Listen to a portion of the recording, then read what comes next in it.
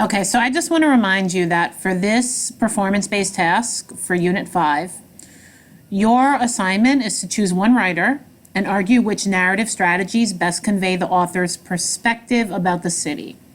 So I want to remind you that perspective is what the author thinks, feels, or believes. And in this particular task, we have to focus that perspective around the city.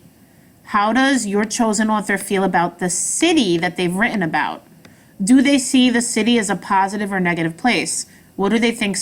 What do they specifically think about their city? So you really have to focus which evidence you're going to go back into the text and look for. You might have lines or sentences that are part of the story. The author might be using a strategy. They might be using figurative language in that sentence, or they might be using characterization.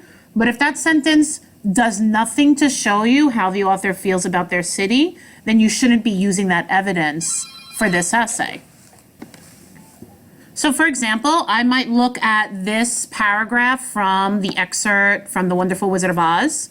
This is when each of Dorothy and her friends have been brought to their own separate bedrooms, and it's describing the lion and how he would have preferred a bed of dried leaves in the forest, and he did not like being shut up in a room. So we could say that this is characterization, because from the lion's thoughts and feelings, I'm learning a little bit about his personality.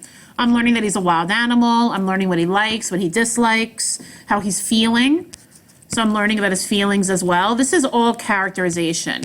However, I am not going to write about characterization and use this evidence in this particular essay, because nothing here is showing me the author's feelings about the Emerald City. And that's what I'm really focusing this analysis on.